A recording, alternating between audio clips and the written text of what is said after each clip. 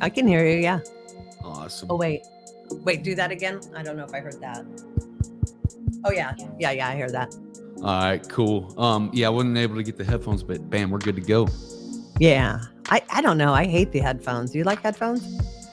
No, but sometimes I know the speaker could cause like a delay or whatever. And you ever, Oh have yeah. you ever talked and heard like yourself talking like half a second later and it like drives you crazy or whatever? Yeah. The last Like that podcast over I there. had with a guy that was happening, and then we ended up having to shit can everything, go to Zoom, and wear a headphone. Yep. Yeah, but they Yeah. had the option though to cancel the echo. And I was like, oh, that's pretty dope. So that's cool. Oh really? Is that on Zoom or StreamYard? It was on StreamYard here. I was in the back of it getting ready to enter the studio, but I had to adjust like my mic settings before I came in, and it was pretty cool. Yeah. Nice. Cool. April's How you been? adjusting the lights. Dude, I have been so busy. I've been traveling nonstop. Hell I yeah. just got home last night. So yeah. That's what's up. Hell yeah, Yeah. making moves. Went to Arete, twice. I went to Emily's Women in Business. That's where I just was this week. So just all over the place. Always good shit. I'm always getting good content and everything out of everything I'm doing. It's just a lot. You were at the Women in Business just recently? Yeah, just Emily's? got back last night. Emily's, yeah. That's awesome. Did you see Allison Lager out there? Of course. We hung out. Hell yeah. She's funny. She cracks me up. She's a funny lady.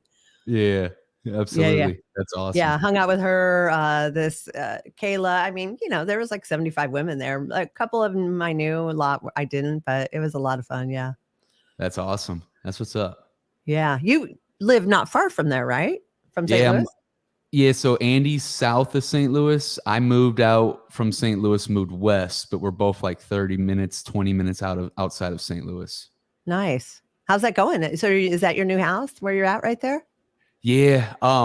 We moved here this past summer or whatnot. Yeah, I took on a house loan, but man, everybody, I hear Grant Cardone like, hey, don't own what you live and all this stuff. But I'm like, hey man, everybody's dream ain't the same. I want this dream home with my family now while my kids are this young. You know what I'm saying? And I can handle it, and I'm just fine. And I'm still investing in other stuff, and yeah, so that was my whole thought. And I'm grateful as fuck for it. I was in prison a few years ago, and now I got this to live with my family. So super grateful. Well, yeah, and if it is your dream home and you don't want to, uproot your kids and move schools and do all that shit, why not? Your kids are young. You could be there. Like I'm still in my family home, and you just grow roots. Yeah, we're going to be here for the next 20 years. And then we're also going to get like property in Florida that we could start going to when the kids get a little bit older, go to in like summer. We'll have plenty of options. But like you said, we want to be here for the next 20 years for sure. Yeah, that's the move. So many people are going to Florida. It's like it's either Florida, Arizona, Texas, Tennessee. Yep. And some people are now saying Montana. Between those 5 places, that's like where everybody's migrating to. Yeah, Montana's nice. Big sky country. That'd be nice up there. Yeah. Get a little cold though. Yeah, and if you like that, I realize I like visiting those places, but I don't like living remote. I like being close to stuff and people around and that sort of thing. Yeah, it's weird because I started shifting towards I don't want to be completely remote. I got to be close enough to everything, but I do like the space. I would like a few acres of my own, like, just privacy and alone to kind of chill out. You know what I mean? For sure. Well, and it's great for your kids because they have all that property they can run around on. They're not just sitting in front of a TV. It's nice, right? Amen. Absolutely. Yeah. Cool. So how's it been going? How's your podcast life? It's been going. Yeah, it's been busy. I started cranking it up. So for the last 2 years, I was in like a phase of like optimization and doing like a lot of internal work and shit, like healing up traumas and shit, and like just doing a lot of personal development. And now I'm still continuing to do that. And that's been like the most fruitful work ever. But now it's time to crank it back up. And I'm in a phase of maximization and cranking. I went from 16-hour work days, sometimes 18, 6 days a week, to 4 hours a day, Monday through Thursday, about 20 hours a week, 16 to 20. Sometimes I would work Friday. But now I'm cranking it back up to about 6 to 8 hours a day. I won't ever go that much again. But yeah, it's time to grow. Yeah, good for you. So yeah, you've actually been going through a lot of that over the last couple of years, self-work, self-development, like you said, healing trauma, all kinds of different ways of doing that. Yeah, it's some of the hardest work I've ever faced without a doubt, but it's been the most fruitful by far. And it's only helped. Like I was scared at first, like of losing my drive and my edge and that part of me, but I still Yeah. got that part of me. I just know how to not be that part all the time and know how to turn it off and let my true self come through. And it's been cool. It's been fruitful. I still got a lot of work to do, but I'm excited. I'm happy where I'm at and still insanely driven as always have been. Well, I think that's the thing though. It's not the destination, it's the journey. Like our whole lives, we're not like, "Oh, I'm fixed. I'm better now. Let me quit working on myself." It's just like a constant peeling of the onion, going deeper, going more. We Yeah. got to keep working on ourselves. It's not like we did it and now we're better. We got to keep doing that cuz more shit just keeps coming up. Yeah. Yeah. So like I got like a backlog of a lot of shit from my past that I still got to work on and clean up. But there will be a point where I clean all that up. But just like you said, as you continue with life, more shit happens. Trauma is unavoidable and misery, all that's unavoidable. It's part of life, right? And the more you accept that, the more happy you'll become and be able to be equipped to prepare to deal with it. Yeah. Well, and you and I are similar in like we don't subscribe to the victim mentality. It's like there's some really fucked up stuff that we did, but was also happened to us, but we're not being a victim of it doesn't fix or Exactly. change anything. Yeah, I'm so glad you brought that up because that's where you see, like, because I've been before 2021, I was like that high alpha, like dominate everything. And I still am. That's who I am. I'm a warrior, right? And I'm Yeah. fiery or whatnot. But then I started diving into this because I used to make fun of the woo woo shit or whatever. And now I kind of do a lot of that woo woo shit I used to make fun of, but I'm still not a woo woo dude. But because a lot of shit ain't woo woo, it's just real shit. Yeah. But anyways, in that space, though, there's a lot of them that start to take on that victim mentality, and that's where I'm like, no, you got to own your shit. You know what I'm saying? Like you couldn't control what happened to you as a kid, right? But as an adult, you can, and it's your responsibility to go and fix that shit, and then be the best version of you and continuing to move forward. Yeah. Well, and that's so important. It's funny. I told you Women in Business, and Andy Frisella was one of the speakers. And that was the thing that he's like, it's his mission in life to move us out of that victim mentality and this entitlement sort of generational thing that we're experiencing and make people, stronger people like how we are, how we used to be, like make everybody like that as opposed to this other way. Yeah, yeah, that's what's up. You brought that up because I talked with Andy on the first pod, and we talked a lot about like the woo woo shit about healing and stuff. And at that time, that was before I ever went and did any of that stuff. And Yeah. I kind of want to hit him up and be like, man, I started doing this, but I'm definitely not taking on no victim mentality. And I think this would be a really cool topic to kind of get into. Maybe try and get him back on for another one or whatnot. Well, you already got one. You should be getting the other one soon. Yeah, we got to make it happen. Yeah, I actually just got his agreement to come on mine, so I'm very excited about that to see. Let's go. No, I know I've been persisting on that one for years, but I'm like, dude, I got over 100. Let's go. That was the mile marker I was waiting to reach, and I finally reached it. So yeah, I'm excited about that. Let's go. See, that's what's Yeah. up. Yeah. Oh, yeah. And again, it's just persistence. Like I realize, like as I go to these conferences, as I've been around, like people are like, "Oh my God, you're doing so much." I'm like, "No, I'm just being persistent and consistent." Like, and so many people give up before they get to that place, or they want instant gratification and they just don't want to do the work all the time consistently and staying with it, even if they're not seeing immediate results. That's it. Like that's literally it.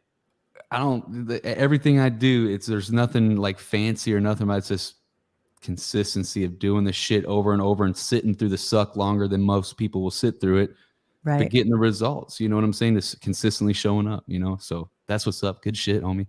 Yeah. I would say you probably possess the same.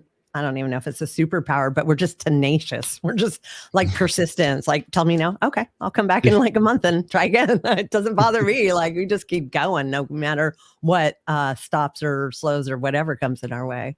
Yeah, even after you get hit over and over and over again with the no and the gut wrenching loss or whatever, you pick yourself back up. You just keep going and you figure ways out. You know what I'm saying? Yeah. Over time. Absolutely. So, for our listeners that don't know your story, let's tell it so we know why you are the way you are today. What's created this beast that you are Appreciate in the that. best way. Yes, absolutely. I'll give you the Cliff Notes version. We can always go deeper on anything, but grew up in rehab, psych wards, detention centers, juveniles, all that stuff. Had a lot of traumatic shit, a lot of shit that I found out kind of drib me when I got older. Like I never felt good enough to be my mom's son because she put me in the psych ward before the courts ever got their hands on me How when I was old were you 9. when that happened? I was 9, and so like I felt like she didn't Crazy. love me, that she threw me to the wolves, and that that I wasn't good enough to be her son. But when I came back, I knew that she loved me, but like still at the same time when she did that, because she was doing that, and like I'm not bagging on my mom, she was doing that because she did love me and wanted what was best for me and thought that that was best for me. But that Yeah. shit was not what was best for me. That shit was fucking traumatic as fuck. Dude, Dude, I thought I that is so young. Like if you put and I know your kids are young, but when you like put that into perspective, it's like how can anybody even have an opinion about how you're going to be at that age? It's crazy. She probably just didn't know what to do. Like you said, thought she was doing the right thing. Yeah, and yeah, I get it. She was overwhelmed like a motherfucker, and I pushed her past her limits. And it's hard as fuck for a single mom to raise a boy. I feel like it's near impossible. I feel like you need a father figure around. You definitely need a father figure. You need both. You know what I mean? But at the end of the day, though, going in there, like my kids, my twin boys, they're turning 9 here in February. Yeah. And I remember I was in there, dude, and like fucking there's crazy ass fucking kids laughing in the corner or crying and freaking out, staff that are abusing you and the other kids and yelling and screaming at you. You're getting woke up in the middle of the night by fucking doctors and staff restraining you, plunging fucking needles in you, ejecting you with God knows what, and taking your blood. Fucking you're loopy and shit the whole time and lethargic because you don't even know what the fuck's going on half the time. You're like a haze and shit, and you're fucking fearing for your life the entire time. Like that Yeah. shit fucked me. Now I'm not no fucking victim either.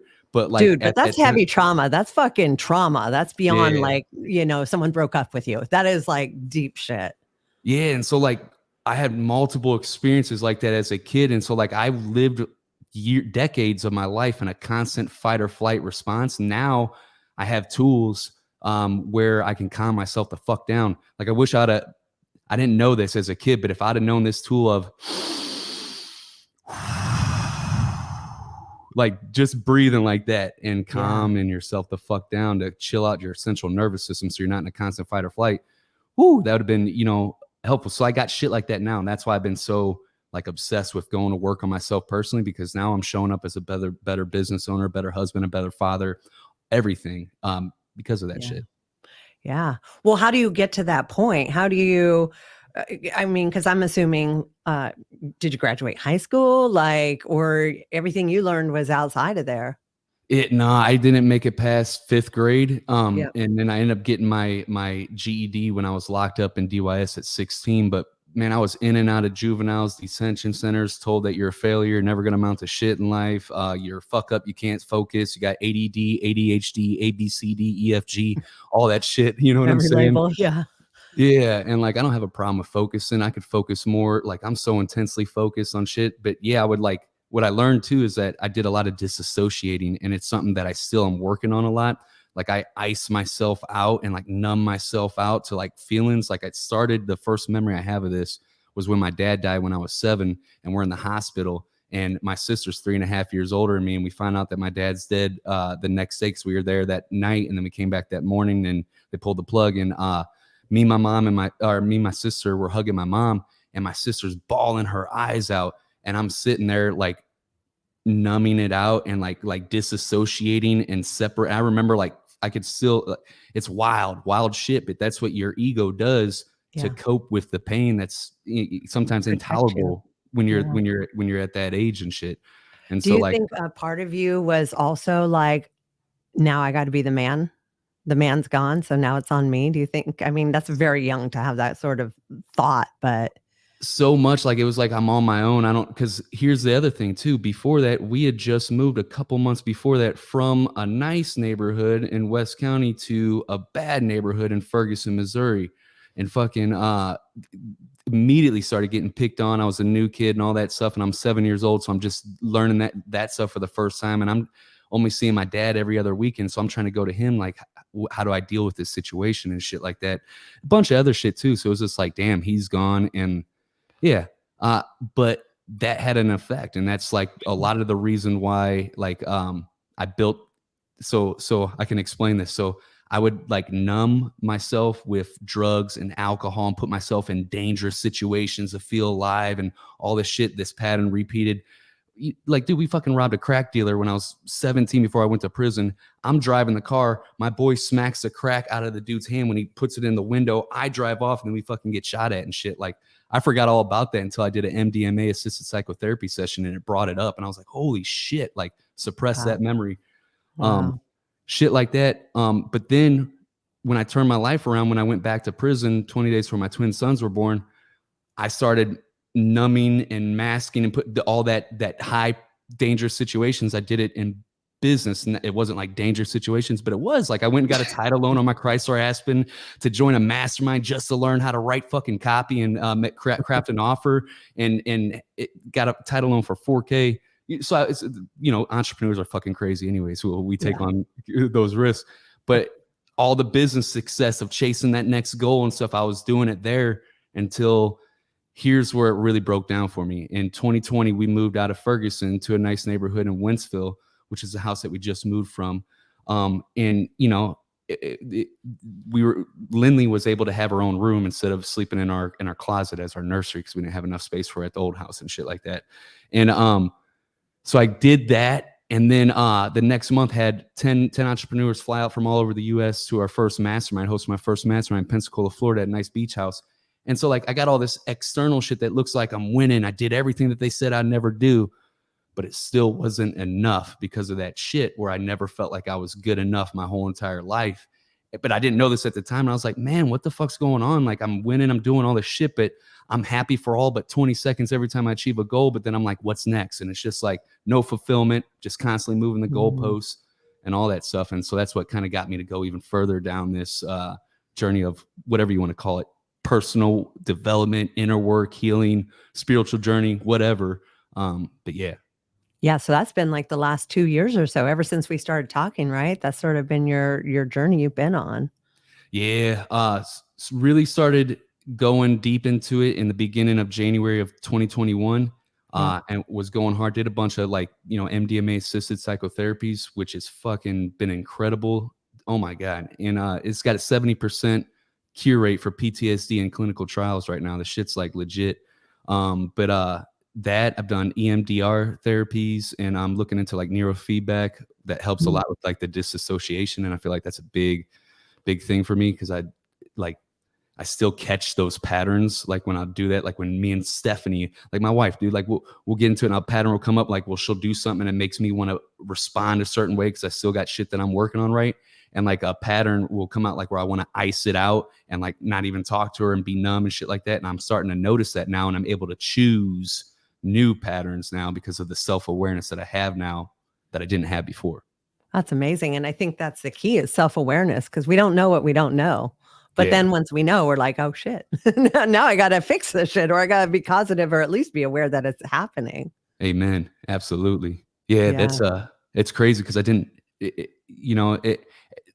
especially as an entrepreneur, when you start winning a lot, you got to watch out for that grandiosity. I got it there for a second. I thought like I had my shit together, and like, but we all got blind spots. Everybody's got fucking blind spots, and ain't nobody fucking perfect. And there's always something that you could do, that you could be working on yourself to get that 1% better every day.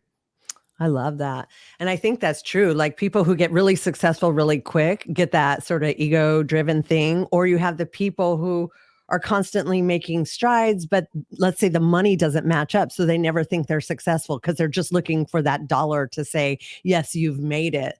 So it's interesting because it can hit you in all different forms, all different types of entrepreneurs, to validate whatever it is or invalidate wherever you think you are in your journey. Yeah. You know what's crazy too? It's like, I fell into that, and I started getting caught up in like this, everything was all about business and success, and I literally neglected my health, my relationships, and all these things, right? That's part of life. Business is just, for me, it's just 1/5 of it: mind, body, soul, relationships, finance. Those are my little pillars right there. And what's crazy is that I started down this path when I decided like, hey, no more. When I was in that jail cell and learned that I was going to miss out on my twin son's birth because I was heading back to prison, right there in that moment when I started heading in this direction, was because I wanted to be a father. I wanted to be in my kid's life. I wanted to be the dad that I didn't have growing up.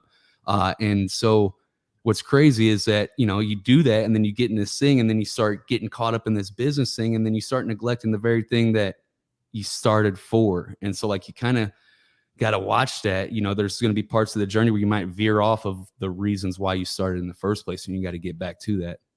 Well, I think you also get hit with weird, like, responsibilities and accountabilities. I gotta be the breadwinner. I want them to have a better life than I had. I wanna work real hard so they don't have to work so hard. I wanna give them what I didn't have, and I know for me, that was the kind of trap I fell into with my kids is, "Oh, it was so hard on me. I don't want it to be so hard on them." But then, like you Yeah. said, you miss out on being the best you because you're trying to be better at providing for them. Yeah, absolutely. And like, I won't say, all right. So I'm not beating myself up for the past because the past you can't change.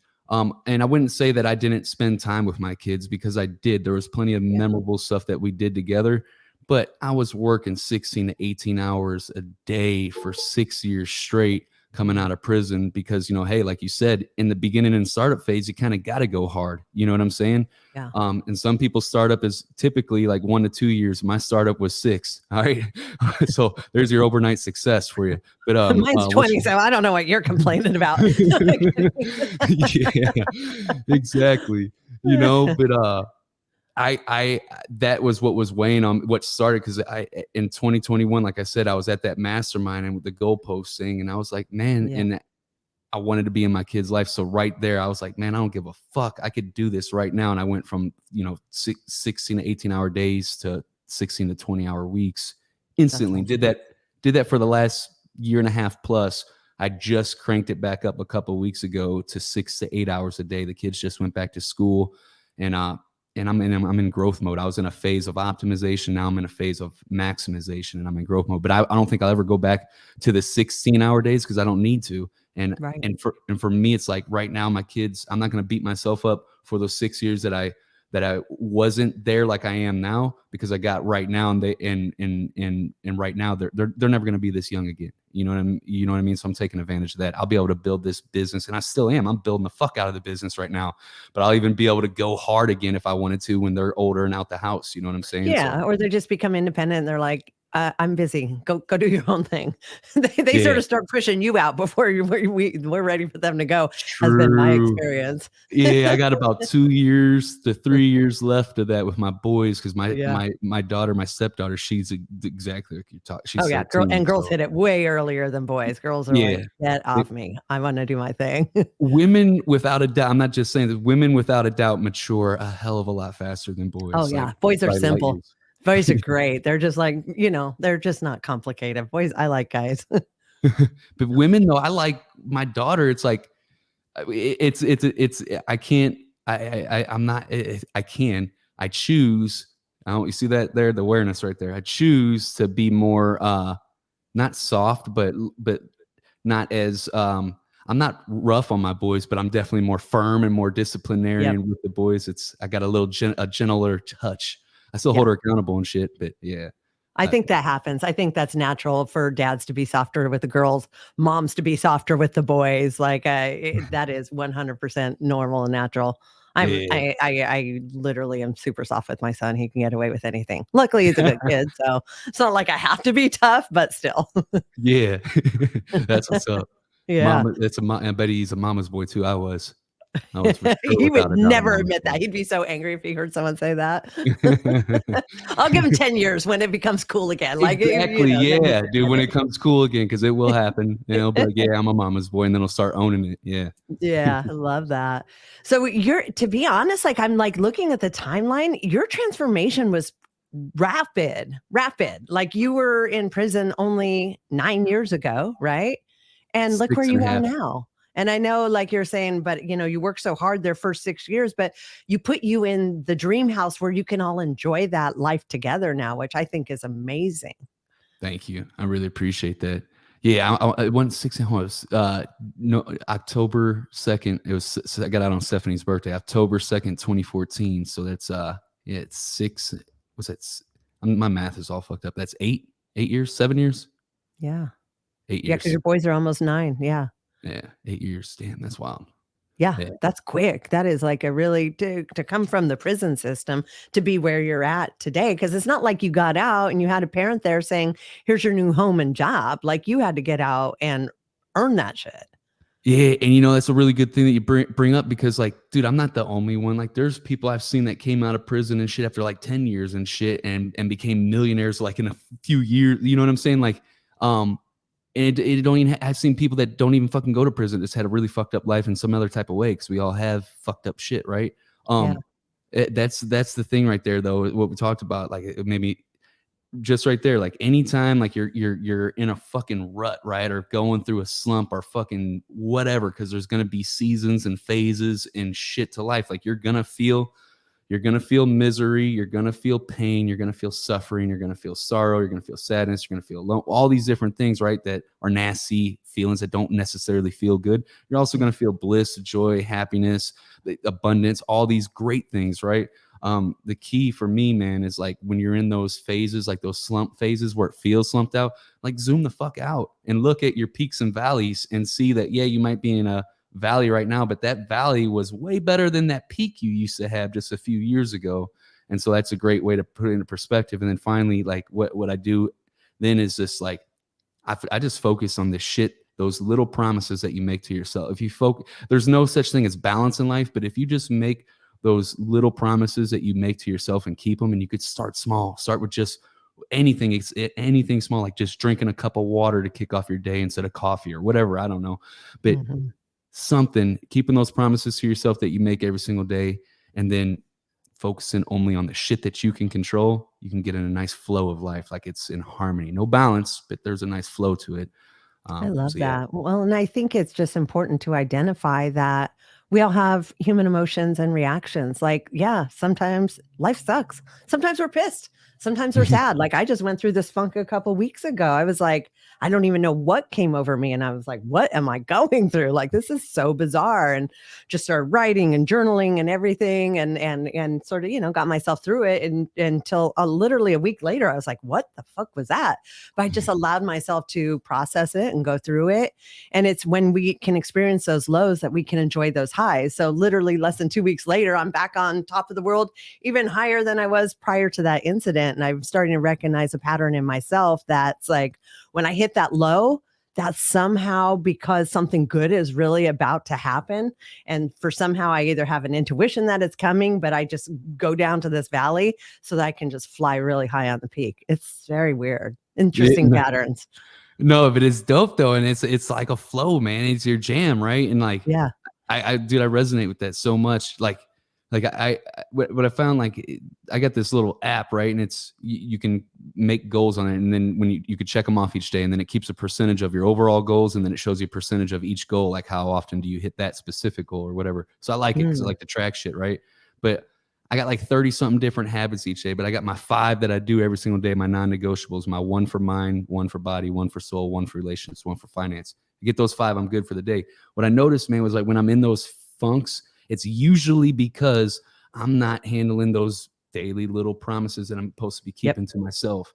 And once I start getting on that, those build momentum, because you may think like, oh, getting up, making your bed and checking that off or whatever. It's like you might think it's insignificant, but those little things, man, those little promises you keep to yourself and keeping your shit in order builds confidence and builds trust and builds your identity in the process. And that's a bad motherfucker to create momentum with, 100%. And that's what I realized is like you said, out of those 5, I wasn't exercising. I was traveling. It was like this town, that town, I let the exercise fall out. And whenever the exercise falls out for any length of time, right here, my brain just goes bad, dark, deep. And like, it takes me a second to realize what it is that's creating that. It's because one of those pillars is lacking. Even though I'm like, okay, well, I'm intermittent fasting because I can't get my exercise in. I'm going to do the right things here, here, and here. There's something about exercise that slays those demons too. Oh, you ain't lying. I've been exercising for like the last 8 months or so at home. And I was doing like this, the X3 bar, this resistance bands training, because it helps you build faster and less injury and all that stuff. But man, I just went and got back to the gym 2 weeks ago. And you can't replace that. I'm sorry. You just can't replace the gym, like the energy of going in there and then getting that exercise in, like, and going hard and stuff. Like you said, like I literally just got done with that right before we hopped on this call, because I had an interview with Tony Watley this morning. Usually I go in the morning, so I just flipped it around or whatnot. And that's why I'm fired up right now. Nice. I love it. Yeah. Well, and like you said, nothing replaces it. And it's like, it's so strange for me because I've never been a big workout person, fitness person, but I finally been doing it long enough. I can actually sustain longer periods of time without seeing like ill effects like right away, except for right here. That's where I feel it. I don't see it in my body, which is strange. I used to see it instantly, but now I just see it in my mindset, and I gotta get back on it. Yeah, without a doubt. Yeah. So tell me, so did you get sober in prison, or did that happen after you got out? So that's a good question. So this is such a weird question too. So like I drink like maybe 3 or 5 times a year now at most. Like I don't like enjoy drinking, but I can do it without going down a fucking spiral, right? Like a lot of people though can't. Like right. It's weird, but I used to be that guy that couldn't. I've overdosed from heroin, smoked crack, all that shit. Like I went out. I mean, I've been there. All you imagine, right?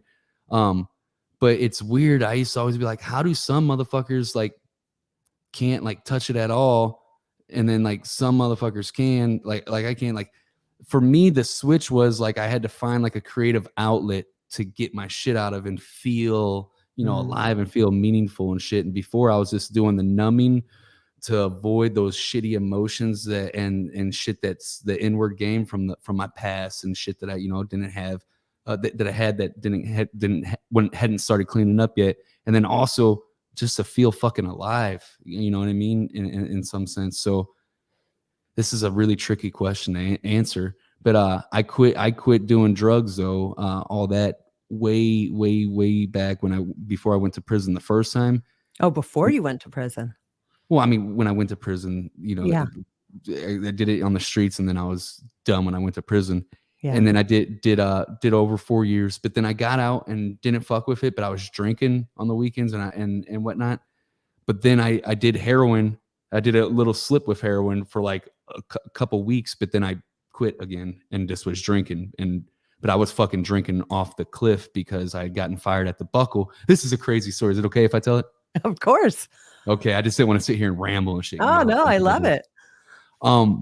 So, I was working at this clothing store, the Buckle, and I was super excited because I was working at a bar and grill before. That was like the only job I could get. And so like I was like, yes, I'm finally gonna put my past behind me. I'm getting in a job in sales, shit that I've always thrived at, shit that I like doing. I don't fucking like flipping burgers and shit like that. And I like talking with people, right? And just jamming. And I already shopped at this store, and so I get discount on the clothes, and I get all that shit. So it was cool. And third day there, I sold 3,000. So the whole store that day, the whole operation did 9,000. I only worked 6-hour shifts, so my 6-hour shift was 1/3 of their whole operation that day. They gave me a promotion, put me into management, and I'm like, fuck yeah, It's like I quit the bar and grill job now, so I'm like, I'm moving up in management. I don't need this shit no more. Yeah. And then a couple of days later, like, yeah, you got to kick rocks. You're a convicted felon, because human resources got involved and figured all that shit out. And I was like, damn, you're going to fire me just because I got a pass that I already went and did time and served on, and I'm free and whatever. But so that I chose at that time, you notice how I use the word chose. I chose to throw my life away, and chose to be defeated. Sure. That was a choice, right? And that's why I started becoming a heavy alcoholic and dipped in with heroin again, and then was drinking before I went back. But when I went back, that's the sobering moment for me, even though I have drank alcohol since then. When I went back, though, and learned that I was missing on my twin son's birth, I said, I'm not fucking around no more. You know what I'm saying? Like, that was the bottom. That was it. Yeah. Yeah. And so like, yeah, I have drank alcohol since then. I have even smoked weed since then. I've done, you know what I'm saying? But like, I don't do that shit. I'm like, it's not my thing. It's like, I'm not addicted to it. I don't fucking do it. I drink maybe on a rare fucking occasion. You know what I'm saying? Like, yeah. I mean, you overcame your addiction and you became positive over these things. They're not controlling you. You're controlling it. Yeah. And it's like, it's even wild now because like now in social situations, I would drink like, like an entrepreneur get together. Sometimes they'll have like a drink or some shit. And like but now I won't even drinking those most of the time, you know? It's like, I don't know. It's like every once in a blue moon thing, you know? Yeah. Well, you It don't just need doesn't it. give me excitement no more. Yeah. Exactly. Yeah. Well, it's interesting because I have a lot of people like, oh, I have someone who wants to come to rehab, I this, that. And it's like, well, do they have a bottom? Are they at a point where they actually want the help?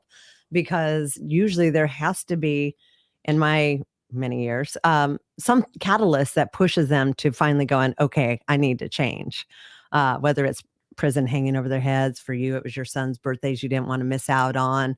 Sometimes it's family that's going to leave them. They lost a job, but there's a catalyst. And people don't just enter rehab or decide to quit using just because they wake up one day and said, yeah, not for me anymore. There's usually something that pushes that causes it to happen. Yep. And that was yours. Absolutely. Yeah. Exactly.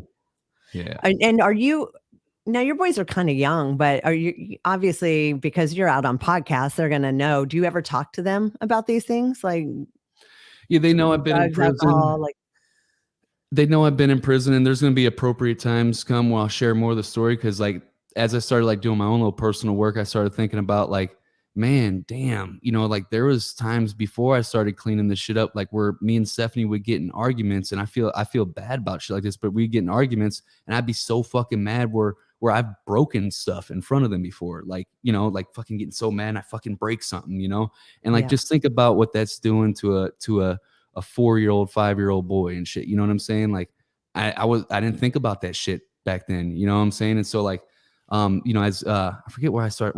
What was the question you asked? Because I started going down to this for a reason. I started talking about that. Are you gonna be, talk to your boys about the things that you've been through and what you've gone through and that stuff?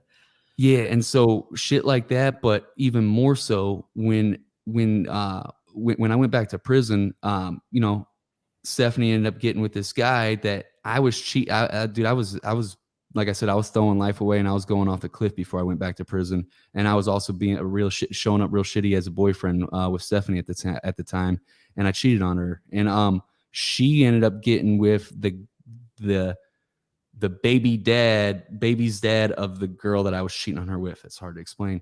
Anyways, long Oh, story wow. short, apparently that wasn't enough for the guy, and so he hit my son Landon, who was 4 months at the time while I'm in prison, fractured his skull, caused brain hemorrhaging and shit like that. And thank God that Landon's okay, health physically and stuff, but that's trauma like a motherfucker. You know what I'm saying? Like, and I see a lot of shit that I've done as a boy and throughout my life in him already, like the disassociating a lot. And so that's why I've been doing a lot of shit with my son. Like we just did a cold plunge and our pond in the back when it was fucking 39 degrees out. And we learned how to fucking deal with stress and to regulate your body and your emotions with breath right there. And we were able to fucking chill in a fucking cold ass pond, and he was able to get in tune with his body and shit like that. I do shit like that with him all the time and stuff, but yeah. There will be appropriate time where we talk about when that happened, but I don't think right now is not the best time for it. Yeah, I mean, their brains are still growing, changing, but I like that you're proactively starting to do things with them. I think Yeah. that's really awesome. And so it's really cool. You're sort of going down your journey so that you can help him go down his journey when he's there and he's ready. Yeah, dude. I just think about it, dude. Like the generations of shit that I'm breaking in the Yeah, family, that trauma that's getting passed down, and like how he's gonna have so much less to deal with than what I had, and then how that will start a new chain down the family and stuff. So that's awesome. 100%. So yeah, it's interesting. You bring up cold plunge. It's like my worst thing in the world to do, but yet I still keep doing it. I fucking hate it so much. People are like, well, why do you do it? I'm like, but the benefits are amazing. Like, Yeah, we got to push ourselves to do things that suck if they're good for us in the exactly. bigger picture. Yep, You do the exactly. whole Wim Hof thing. You got the breathing thing down. Yeah, like so for me, like I'm gonna back away from the mic because it'll be like probably distorted. But for me, like when I'm in there, I gotta be like, ah, ah, like that Yeah. to deal with the cold. And then once I get it like that, then your body adjusts and it regulates or whatnot. Yeah. You It's time pretty it. How wild. long do you stay in that pond? I know we go in there for like 10 minutes or so. I don't want to go in any more than 20 minutes. Oh shit, dude. I'm like at 4 and my extremities are numb and I'm like, I gotta get out. Yeah, I don't know. Do you ever feel like when you get out, even if it's cold outside, it just fucking feels amazing when you first get out and how your body feels because of all the white blood cells that were opened up and all that shit that happens, you know, as, Oh, by yeah. the way, me and Angie are not medical professionals. So everything that we're talking about ain't no medical advice. You need to fucking talk to people that are qualified for that shit. Cause I'm not, I'm just sharing my experience. Had to get that out the way. Nice. Thank you. I got to start doing that. That's smart. You're right. Cause I do talk about this shit a lot and I'm definitely not an expert. I just share my experience, right? I've done it a Yeah. lot, but I don't have a paper that says I'm an expert. Yeah. Well, I mean, kind of like us being drug addicts. Like we don't have a paper, but we got the record to say we're kind of experts. Yeah, exactly. Yeah. Well, yes. I mean, sometimes I just fly out of there because I'm like so ready to get out. But then sometimes I'm cautious because if my feet are numb, I don't want to like hurt myself either. So it's an interesting experience. It is, and the colder it is, the worse. Like, so like we did the 39 Mm. degrees, that's bearable. You know what I'm saying? You Yep. can go in there. You Yep. start getting lower than that though, you know, closer to that 0 and stuff. And like, woo-wee. Yeah, it Oh ain't no. man. Yeah, I've not done that yet. And I have the benefit of it doesn't get that cold here. So even when I get out, it's not like I'm getting from cold to colder or just as cold. I have a little bit of a break there. Ah, okay, I got you. Yeah, Yeah. I'm in Northern California. I'm not, there's no snow out Yeah. here. Yeah, I'm in Missouri and there's some snow. Shoot, it snowed when I was there this weekend. I was surprised. I'm like, what's this white stuff on the ground? Oh, it's snow. Interesting. Yeah, and it was gone by the afternoon though, but it was the first snow though, and it was pretty cool. I remember that because it was our first snow here at this house, and like I got to see the trees and shit. It was like real relaxing Oh, shit. Yeah, it's cool. that's awesome.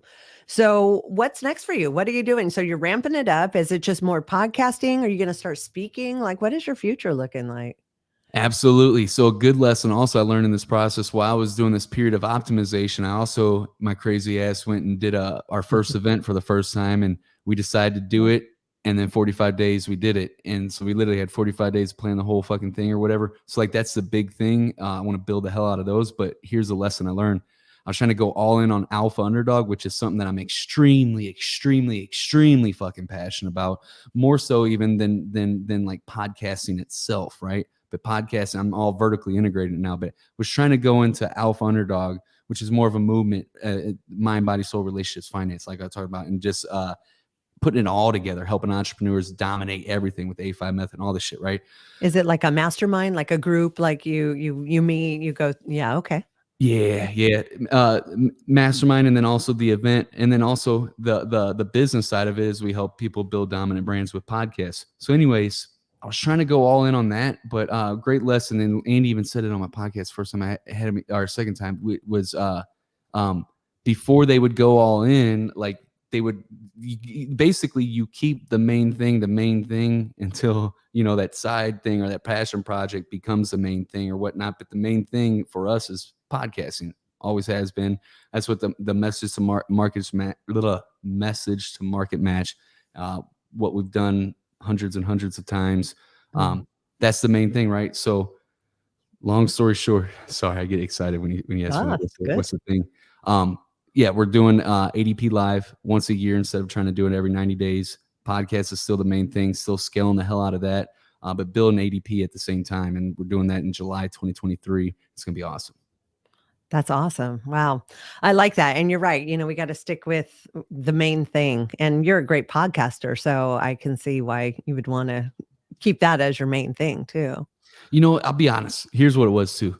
Like I wanted to, my real mission, my thing now, it's kind of evolved, right? Especially as I started working on myself, is it's such a stigma, like with alpha, like especially with a lot of entrepreneurs, but like alpha men, like a lot of alpha men, like let's go dominate, win, all this stuff, excellence and stuff, which is excellence is a core standard of mine. And I'm still all about that dominating. I'm a warrior at heart. Right. But, there's like a stigma and shit around about doing personal work. And a lot of those guys will be like, oh, the past is the past. You got to leave this shit behind and move on and yada, yada, yada. Mm. No, you got to go fucking deal with that shit. It's because they're projecting, because they're scared to go face it themselves yet. They're not just ready yet. And so like my mission is I want to help millions of men start their work, because that's how you're going to make the world the best place, is people fucking fixing their own shit. And so they're not passing that shit down to their kids or whatnot. I truly believe that for 1000%. And so with me being a huge background in marketing, knowing that in marketing, you got to sell people what they want, not what they need, because people don't buy what they need. And what they need is fucking really to go do that shit. But people want to buy, hey, how do I build a dominant brand for podcasts? So that's my thing. But I lead by example just by healing my own shit. And maybe that will rub off by people seeing me do it and talking on podcasts like we're doing today. So that was a big lesson that I learned.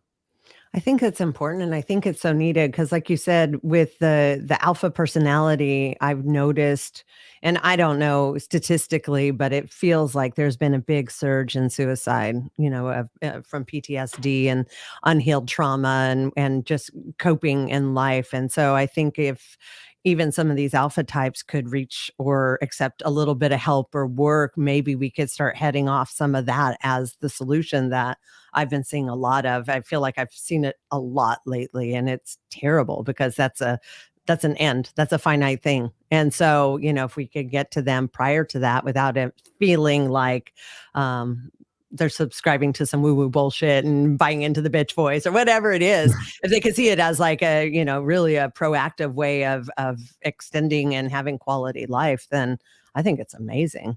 Amazing. Yeah. 1000%. And I just want to piggyback on what you just said too. Like if you're so fucking like, hey, I'm alpha and I'm gonna dominate everything and shit, like you can't be fucking alpha and dominate everything if you can't fucking go inward and handle your own shit. If you want to fucking dominate everything and be the best version of yourself and truly max out and reach your potential and all that shit, you got to do that. It's part of it. So yeah, that's why my big realization, at least at this time, is like, just go out and be me, to continue doing what I've been doing and just lead by example. I don't got no fucking shit to sell when it comes to fucking healing trauma and shit, but I truly want to fucking see as many millions of men start that journey and shit. So I could just do that by doing what I'm doing. Yeah. Well, and that's the best way to do it, right? Because anybody who knows you and knows your story understands the trauma that you've been through, and not saying, yours is worse than anybody else's, although it is pretty fucking bad. But it definitely, hopefully gives people hope that if you could do it and look at where you're at, others could do it as well. I mean, shit, you're still pretty fucking young. Like you've been through a lot and you've done a lot, and you're like still a baby. You're just beginning. Thank you. I appreciate it. Yeah. You were one of the first people in the group that reached out to help me sort of figure out this whole podcasting thing. I've always been appreciative of that, and, help me with your course and all that sort of thing. So I always, anything you ever need from me, I'm more than happy to be there for you as well. I appreciate that. And I wasn't going to say this, but I was like, because I was trying to soak in the compliment of the youngness, and I was like, but I got a few gray beards in this beard now, and I'm like, damn, man, because they started popping up on me. I got like 7 of them in the beard and stuff, so got a little wisdom there too.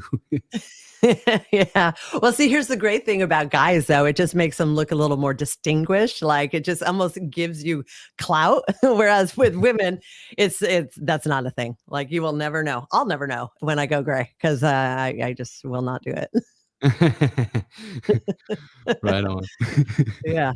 So what else is going on? Tell me, what is okay, here's my question. What does your daily routine look like? Because you've been working on this for a while, and most of us entrepreneurs, we have to establish some sort of daily routine. I know you have your 5 pillars, but what does your day look like from the second you wake up? Yeah, I'll share it right now. It's always evolving and changing, like as the seasons go, especially, kids are doing certain sports activities and they're not or whatever. So and you got different stuff going on with the business, so it's fluid, right? We got to be able to adapt to the current. But yeah, right now, I get up and I'm present with the family, but I get up a little bit before them and I handle some self-care shit. You know what I'm saying? Like get up for me. I get really excited when we talk about shit like this because I literally I like to track everything and kind of a weirdo when it comes to that shit. But for me, like a book that really helped me out was Atomic Habits, because I read it every January. It's so fucking bomb. But for me to start my skincare regimen was really fucking hard at first because I never did skincare in my life. And so, most men never do. Yeah, and I was like, no, I want that good looking skin. So I started the skincare regimen, and it was really hard to put it into the routine until I started habit stacking, which is something that I learned out of Atomic Habits, where every time I wake up in the morning, I brush my teeth and floss, which is something I'm already doing every single day. That triggers the skincare and stuff. So Anyways, long story short, I wake up and I handle a bunch of shit like that, make the bed, skincare, read, meditation and journal and shit like that. Get as much of that done as I can before the kids wake up. And then when the kids wake up, I'm present with them and seeing them off to school and building them up. And I do things every single day. I like to praise them for their hard work, point out something that they've been doing good and point it out and praise them. Because for me, like I didn't have a dad growing up, and I would always listen to what my friends said about their dads. And a lot of common thing is like their dads never told them I'm proud of you or shit like that. And so I don't want my kids to do shit like that. So I always tell them what I'm proud of them about. And then I always tell them, hey, I love you no matter what, believe in you no matter what, and I got your back no matter what. If you ask your dad, ask my kids like, hey, what's your dad's 3 no matter what? So they'd fire those off to you like fast because they know that because I say it to them every day. But shit like that, build them up before and then see them off to school, walk Rocky, get outside, get my morning walk in and gratitude and all that good shit. Really just a lot of self-care stuff, getting to the gym. And then after I get back from the gym, it's go time in the business. That's till about 4 p.m. And then I switch into dad mode and husband mode. And, we do and self-care shit too. Cause morning routines are important, but I don't hear people talking about bedtime routines. And I got a bomb ass bedtime routine that primes me for the next day so I can roll right into my morning routine. Yeah. Tell me. Because I'm pretty bad on my bedtime routine. I mean, I'll do the self-care shit, but then I just zone out to TV and go to bed. Yeah, I used to too. That I have an alarm that triggers my bedtime, that goes off and it triggers my bedtime routine. And sometimes it triggers at different times, like I said, because sometimes we got wrestling practice, and then then we're in a different season where we don't have sports, and then we do, and whatever. It just depends. But but that alarm though triggers off, and I got a massage gun. Oh my God. I hit my body with the massage gun every night. And then right after like the Theragun where you just dig in there. Oh yeah. Yeah. I got the little cheap one. It's not cheap, but it works really fucking good for $90 at Walmart. Nice. But you can get the Theragun too. But I hit myself with that. Then right after that, I roll my muscles out. And then right after I roll out, then I stretch. And then after I stretch, then I'll usually do like a soak, like a magnesium soak, which is so fucking good. Like there's a lot of benefits in transdermal magnesium. You can check it out. Once again, I'm not a medical professional, but but it's true. I mean, just for relaxation in general, magnesium is amazing for nerves, for all that stuff. Yeah. And it is. And that's like my go-to, those two. And then like I'll stack other shit on there if I can. But like those are like my go-to nighttime routines to really wind down and chill out before I go to bed. And then put the little Himalayan lamp on, set the mood, little blue light blockers so it's not fucking up your circadian rhythm. Like I get deep into that shit, but yeah. I love it. You actually sleep with those on or no? No. I just have them on like around 8 p.m., 2 hours before I'm going to bed, so it's like I'm not seeing that blue light and it's fucking up, the circadian rhythm and shit. Yeah. And then you sleep good? You sleep like what, 8 hours? Yeah, sometimes I get 7 or 6 in, but I try to shoot for 8. And I don't always sleep good. I don't think anybody always sleeps good because you go through different stress and shit. But I got this Whoop band that tracks my sleep, tracks how much REM sleep I get, how much deep sleep I get, how many times I was woken up with like disturbances, whatever.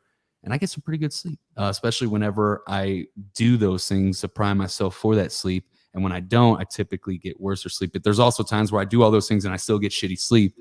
You can't avoid it. But yeah. Yeah. I am obsessed with my Whoop. It dictates my life. No, I'm kidding. Yes. But I am always interested. And here's what I found recently is if I am able to sleep a full 8 hours, my recovery is always in the yellow. If I get up between like 6 and 7, I have a better chance at having green.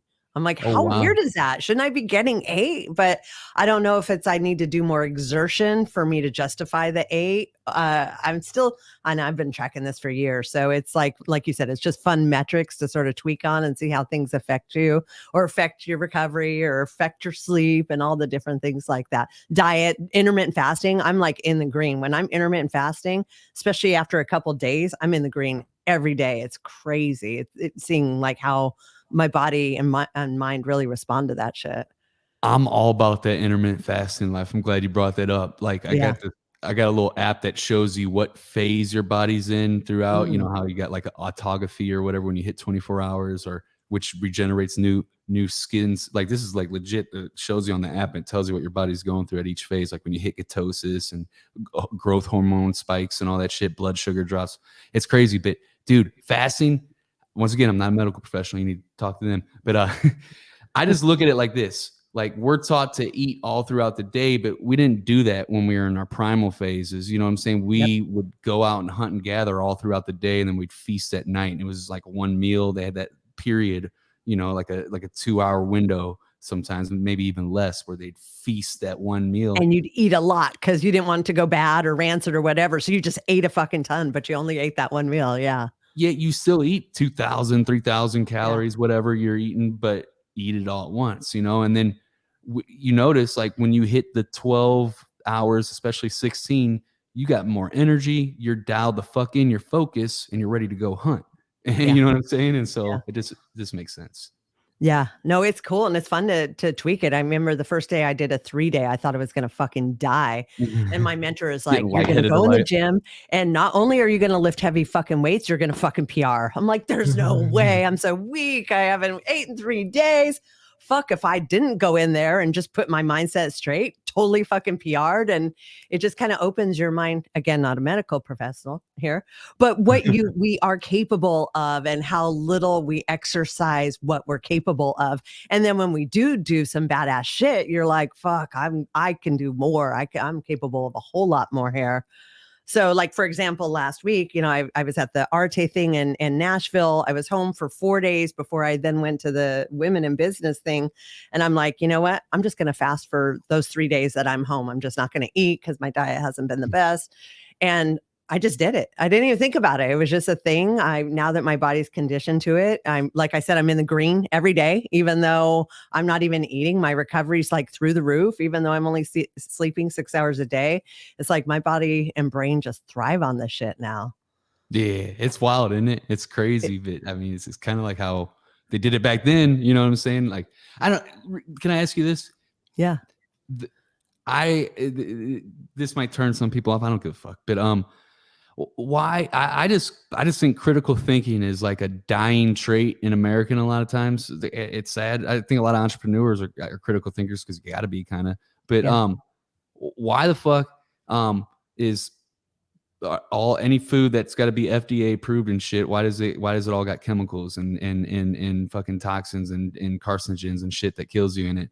Anything that's FDA approved. So our food system, why is our health system, it just like addresses and treats a symptom, but it doesn't treat the core issue and shit, you know? And then there's a lot of probably way more effective treatments, I would think, in my own opinion, once again, not a medical professional. Why is fucking everything like designed to fucking, the school system's fucking joke? You know what I'm saying? Like the food pyramid joke, all of it. Yeah, you know what I'm saying? It's designed to keep us unhealthy, not healthy. It's the whole system. It's the insurance and the FDA and the pharmaceutical companies all working together to not make us well so that we're dependent on their systems. That's my I believe. Not a professional here, but you can see it happening. I mean, it's terrible. So there's like this amazing drug. It's called NAD. It got brought to light as a cure for COVID and whatnot, and a lot of professionals talked about it. But what it does is it provides like mental clarity. It's like really amazing. And so now the FDA is trying to take that off the market. They figured out, oh wait, this actually works. Wait, it's not approved by us. You can't have this anymore. It's fucked up, isn't it? You know, and that's why like my pillars are mind, body, soul. Notice mind, body, soul. Those are first. So like like I could tell you kind of probably kind of resonate in a lot of ways on that area. But holistic, man. Like I got a fucking. It's funny because I was never into manual labor and shit. Like I was in jobs like in sales and shit. Like that's always been my jam. But I built a fucking garden in the back now and got a tower garden with plants I'm getting ready to harvest. That I'm gonna have fresh produce, chemical free fresh produce year round. Oh, and nice.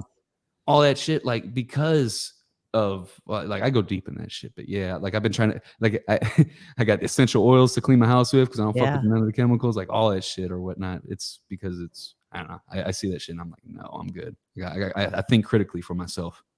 Well, I think it's important because, our bodies are our temples, right? So whatever we're either ingesting or putting on our skin, breathing in, like it all affects us. So why not create the best environment? I know I'm diffusing my back here. I got my diffuser going with my essential oils. Like I'm the Oh, same. yeah. Like you said, like the more you start doing it, the more you realize. Like, so my big thing, I talk about this, is this high pH water, right? So I Yeah, actually a Kagan machine. That's what I'm getting next. I That's one do. of my It's next not a things. Kingham, it's a different brand, but yes. So I live and die by the shit, to the point where now I take it with me because I'm hearing how bad all these plastics are. So I have my big ass half-gallon canteen and I take it through TSA and say, this is my medical water. And they can't doubt. I don't want them to shut me down. They can't doubt you. They just can test whether there's chemicals in it or not. Bring it across. I got my bags of water I put in my suitcase of my high pH water and shit, just because, like you, the deeper I get into this shit, I'm like, why are we not going all in on our health? I don't get sick. We're just creating like good habitats for our souls to reside, I think. Amen. Dude, that's so fucking awesome. How is that machine, by the way? Did you notice like a difference after start drinking it? Because I've heard nothing but great things about it from It's all I've people done for that I years, know. so I don't know any different. I know if I have to drink bottled water, I'm like, "Oh," I Yeah. almost won't drink it. It's like, "Damn it, I guess I gotta drink that water." I just love it. I live by it, and I feel like it's created, an environment in my body. Because I first started doing it because I found out it's, a huge preventative of cancer. So I'm like, "Why would I not wanna do that? If I can prevent cancer, like, who wouldn't wanna do that?" And Yeah. now it's all I know, and I think it creates such an alkaline, I think, environment in my Yep. body that I don't Versus get the sick. acidic. Like, I literally don't get sick. I've lived through these last few years. I've traveled. I've been around thousands and thousands and thousands of people, tons of planes the last 2 years. Sometimes I get run down because I'm, like, traveling so much. My adrenals get a little shot, but zero illness, and I think a lot of it is because of that water. That's what's up. I mean, yeah, it's crazy that you mentioned it because it's literally the next big health investment for us. Like I've been doing, and then the one after that is I'm getting chickens. It's fucking funny as fuck, dude. Because I never was could imagine myself doing this shit, but I'm gonna have chickens in the backyard, like little fucking Yeah. chickens running around. We're gonna be getting some fresh eggs, dude. And that's gonna be crazy. Oh, It's gonna be hell yeah. awesome. Just make sure that coop is secure as hell at night, because I can just hear nonstop horror stories of poor chickens Oh, always getting eaten. So we just make sure you have the most secure, like, coop you could possibly get. you ain't lying. I've been looking deep into that shit because that's what I do before I get shit. I study up on it, whatever. And Yeah. man, fucking raccoons, because they got Yeah. hands that are very similar to humans, will fucking grab the latch and turn it and open it. So Oh, you yeah. gotta secure the latch and shit to the coop and shit too. It's I'm like, damn, man, I wouldn't Oh, have known yeah. that. But Oh, yeah, that's and you gotta put the crazy. chicken wire underground, overground, because they are sneaky. Yeah, and they get in there and they'll literally just to suck the blood out of each chicken's, they'll slash their throats and then leave them after they suck the blood out. I'm like, damn, that's vicious, man. All of them, just go in there and Totally. slaughter them all. I Like, know, y'all are and they're so fucking cute with their little mask. You wouldn't, like, expect them to be such predators, but yeah, yeah. they're brutal, dude. Little mean massacre motherfuckers, dude. Damn. Totally. So, you know what I heard is the best animal you could have for protection? This is so What? funny. What is A it? donkey. A Fucking donkey. donkey? Yeah, they're fierce and they'll chase away predators. They'll kill a snake. They'll stomp that thing. Like, donkeys are like the most protective thing you can have to protect over your animals. That's crazy. I would have never thought that. I would have thought No. all right, you're gonna say a rooster, because roosters will kind of protect the hens or whatever. And Oh, yeah, no, no, roosters it's are a out. fucking No, it's donkey. the donkey. Aw, fucking Totally, they'll kick somebody, they'll make noise, like, they're kind of fierce, and predators don't want any part of anything that's like that. True, very true. Yeah. So if you get chickens, make sure you get a donkey. Now you got two things that I gotta ask for forgiveness from Stephanie, because you can't ask for permission with shit like that. You just gotta ask for forgiveness. Yeah, you just gotta get the boys on board, and then she's like, "Damn it." Yeah, because she's like, I'm not having no donkey. No, fuck no, a donkey. He's like, oh, I didn't want the chickens. Can't have one without the other. I mean, come on. I'm just like, hey, Yeah. Angie told me. You got to go talk to Angie. Right. And I found this out out from someone who told me because they live in Tennessee and that's what you do. Like, I don't know. I've never had a farm in my life. I just found that to be fascinating. Yeah, I would have never, honestly, I never could have seen myself as a kid. It was never a vision of mine. And then last few years, man, I've been wanting more like self-sustaining shit and, health shit, and like, that's why I don't know. It's just been drawn to it more and more. But dude, you would have told me this 3 or 4 years ago. I'm like, you're out your fucking mind. I'm not a farmer. Right? Well, and that's what happens, right? As you start growing it, it's just going to be more and more work for you. But then at the same time, it's so therapeutic, like just Oh, hands to soil, to farm to table. It's just very therapeutic process in itself and so much healthier and cheaper. you ain't lying. Like the building that garden. Oh my God, just getting my hands dirty and getting in there and planting it and then taking care of it, tending to it. The pests, not pests, but deer started messing with the fruit tree and messing up. So we built little fences around that for protection. Like the love that goes into it, like it's super therapeutic. And then like, dude, I'm a firm believer, like all that love and energy that's going into it, though, that food's gonna be so fucking nutritious, dude. Yeah. Have you got your first crop yet? Have you eaten any of your fruits yet? No, so we got a tower garden, which is in-house, and that's gonna be ready to rock and roll in like literally a week or two. I posted a Ah, post on it a couple days ago, but all that shit's we got fucking cilantro, fucking tomatoes, a whole bunch of stuff, right? But it's like 32 different little ports that you can put different plants in. But I've seen that. Instagram has served me up that, and I've like been all, I wonder if I should do that. So sounds amazing. it's pretty cool. We're getting ready to eat off that. And then the outside garden, because I want to, there's some stuff that you got to grow outside anyways, like potatoes and stuff like that. But outside garden, I haven't ate off that. We literally just planted it in the fall because that's a good time to plant it to let the roots build a root system before the first freeze comes or whatnot. Mm. So we got that going. So next year we should be harvesting the outside stuff.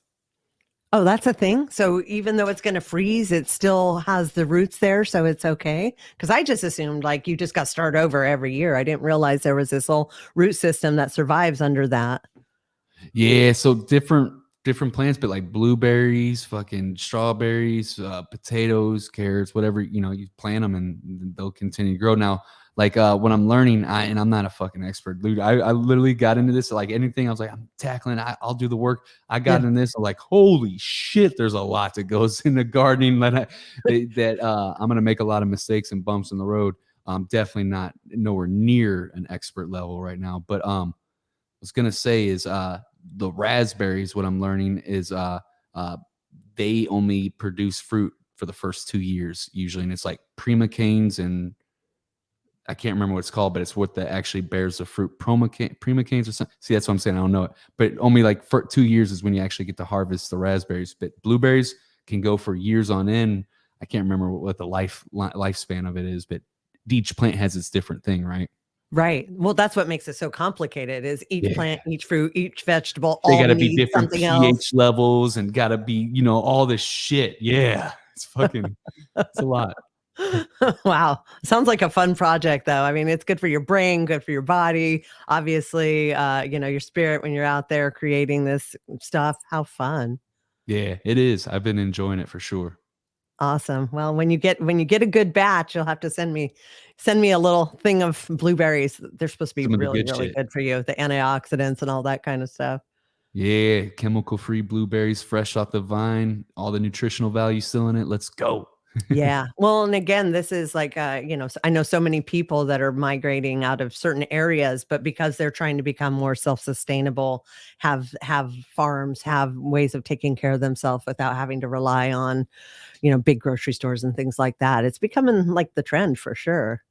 Yeah, and I mean, think about it. Even if like I even try to tell like my friends that like aren't entrepreneurs. Got plenty of friends that aren't entrepreneurs too. Um, like even if you're not even looking at it from like a health standpoint, which is just for me, that's the big draw for me is the health overall. But Mhm. think about like how much money it's saving you too. You know what I'm saying? Like Right. I made $1,000 investment into that tower garden.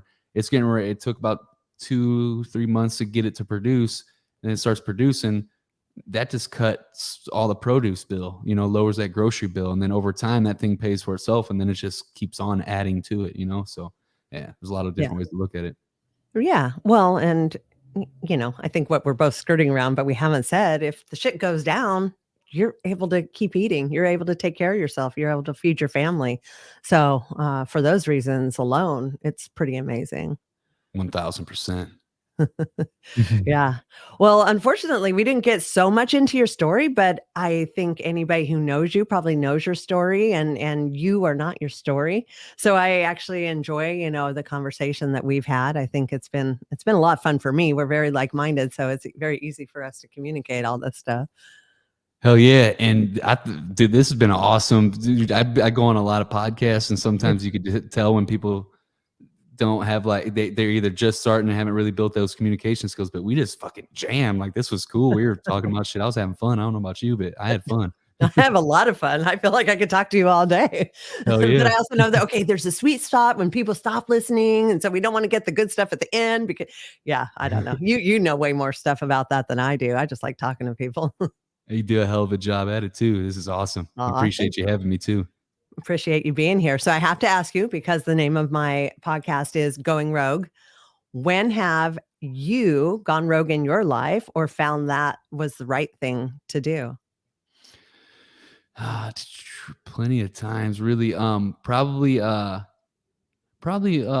really most recently was like when we went and did that event in 45 days. Like, that was something that we kept putting off for a long time, and the thing was like, oh, we'll do it when we're ready, yada yada. And I was like, man, we're fucking ready, man. We've been saying this for so long. Let's just fucking do it, man. And it was like things were looking like, oh, you shouldn't do it, whatever, you got to focus on this. And we just said fuck it, and we just went and did it and built the event, figured all that shit out, put the lineup together, figured out how to run an event, all the things you need for it, sold all the tickets, and had 84 people that showed up in the room that day. And it was really fucking cool, man. So I'd probably say that's probably the most recent example.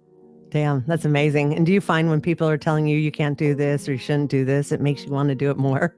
Yeah, absolutely. And I was thinking about that. Like, I'm still gonna have that edge. Like, even I'm doing all this healing and stuff, right? But I'm still a fiery motherfucker in that heart and a warrior. And if you tell me I can't do something, I'm very competitive, and I'm gonna figure out a way how to do it for sure. Oh yeah. I'm the same way. If I'm in the gym and I'm like, I don't know if I could do it, they're like, you're right, you shouldn't. I'm like, what are you saying? I can't? That's all I need to hear. Just say, yeah, don't. And I'm like, I'm fucking doing it. Here I go. Exactly.